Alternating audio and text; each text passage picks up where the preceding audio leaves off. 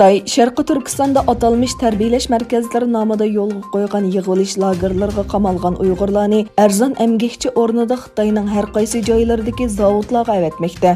Janubiy Xitay səhər gezisining xabar qilishicha, bu lagerlardan qo'yib berilgan 10 minglаған Uyg'urlarga qaratilgan planning yana bir qismi ekan.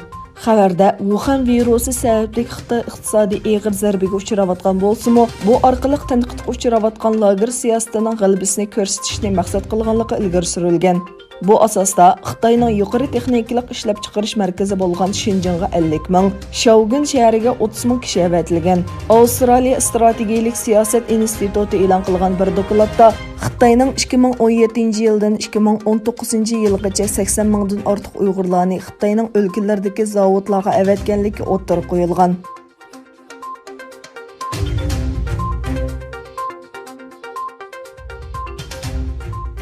Şərqi Türkistanda yüz beriyotgan zulm və insaniyyətə qarşı cinayətlərni ommaviy taratqularda tilga olgan Türk sənətkar Haluk Levent o'ziga norozilik bildirganlarga inkos qaytardi.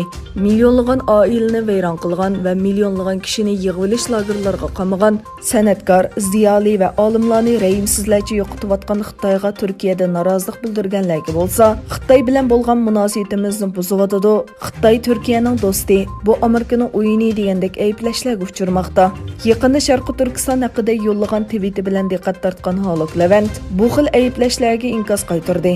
U ommaviy taratquv hisobida uchur yo'llab Xitoy bilan bo'lgan munosabatimizni buzisizlar deyilyotidi. Men Şərqi Türkistonlik nurg'un oilani kutib oldim. Hammasi o'xshash bo'lmagan shaharlardan kelganlar. Hammasi yolg'on aytamdi. Hammasi ko'z yoshlari bilan anglatdi. Demak, u yerda zulm bor dedi.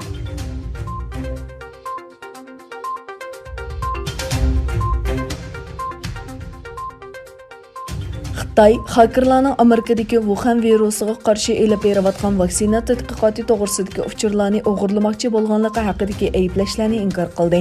Xitoy Tashqi ishlar ministrligining bayonotchisi Zhao Lijian Beyjingda o'tkazilgan qarorlik muxbirlarni kutib olish yig'inida Xitoy hakerlarining Amerikaning Wuhan virusi tədqiqatı to'g'risidagi uchurlarni o'g'irlamoqchi bo'layotganligi haqidagi ayblashlar to'g'riliq to'xtalib, bu ayblashni pokitsiz, tuhmat, to'qilma va axloqsiz dedi. Amerika Federatsiya tekshirish idorasi va Davlat bexatarlik ministerligi Xitoy hakerlarini Amerikaning Wuhan virusi vaksinasi tədqiqatı to'g'risidagi uchurlarni o'g'irlashga urindi deb ayblagan. Doiralar bu haqda Xitoyga ogohlantirish avatadiganligini e'lon qilgan edi.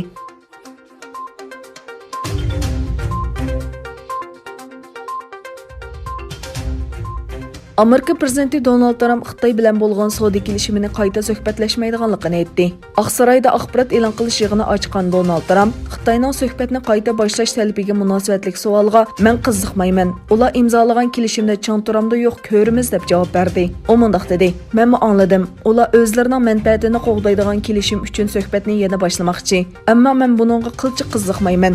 18 oy davomlashgan savdo urushidan keyin birinchi oyda Washington bilan Beyjing o'rtasida birinchi bosqichlik kelishim imzolandi. Kelishimga asosan Amerika Xitoy mahsulotlariga qo'shimcha tamojna beji planini vaqtincha to'xtatishga, Beyjing bo'lsa Amerikadan import miqdorini oshirishga va'da bergan.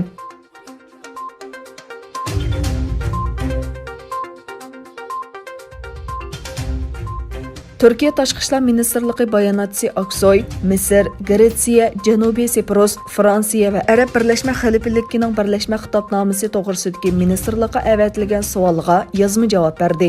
Aksoy mundaq dedi: Misr, Gretsiya, Janubiy Siprus, Fransiya va Arab Birlashma Xalifaligi diplomatiya ministrlari Sharqi O'rta dengiz va Liviya to'g'risida tarqatgan birlashma xitobnoma ular yo'lga qo'ygan siyosatlar bilan rayon qalaymiqanchiligi va muqimsizligini qo'g'lishib, xalqning demokratiya umidini tajovuzchi diktatorlar uchun qurbon qiladigan, lekin o'yinlari Turkiya sababli buzilgan bir top davlatning ichki yuzlimchiligining bir isbotidir.